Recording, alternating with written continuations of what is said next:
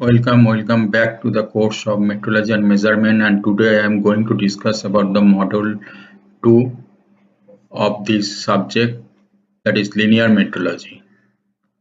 I am Dr. Gautam Pal, Associate Professor of Mechanical Engineering Department in the University of Engineering and Management, Kolkata.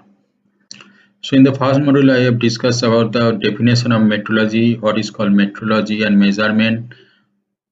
Metrology and measurement is basically a comparison process that I have discussed, and where the physical quantity or measurement, that is the unknown quantity, is to be measured with a known one, that is with the help of a vernier calipers or the which is graduated with respect to a standard, and after comparison this unknown quantity or measurement with this known quantity, we get the results, and we get the results in the form of a value or in some of quantity with the unit.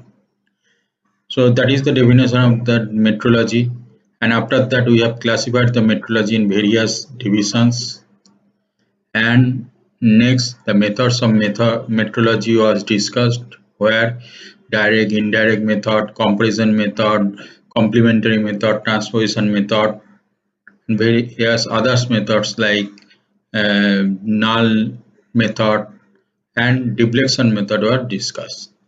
Again, after that, errors in metrology was discussed, where sweep concept were discussed elaborately, and the systematic errors and random error was discussed. Also, the various sources of error was discussed, and at the last but not the least, the units of measurement was discussed. Now, today, I am going to discuss about the second module of this metrology part, which is an important part of any engineering design, that is the line measurement or linear metrology.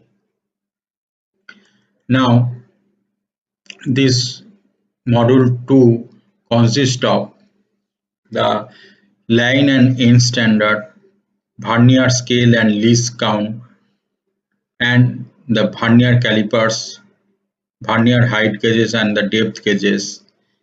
Also, we will be familiar with the vernier micrometers and the slip gauges, and with some radius and filler gauges. Now, in this case, the line and end standard, that means in the definition of metrology, we have discussed that line standard or end standard, that means standard has to be specified. So we shall prepare our instrument with respect to this standard or calibrate our instrument with respect to this standard. Now, in case of vernier calipers, vernier scale are used, where the normal scale, from the normal scale, our steel rule, we get the dimension up to 0.1 millimeter, maximum 0.5 1 millimeter, and maximum up to 0.5 millimeter. So in that case, if you want to measure less than this, then you have to use the vernier scale, and least count is that small amount of quantity that one instrument can measure. So these vernier calipers, vernier scale, are important part of measurement or linear measurement.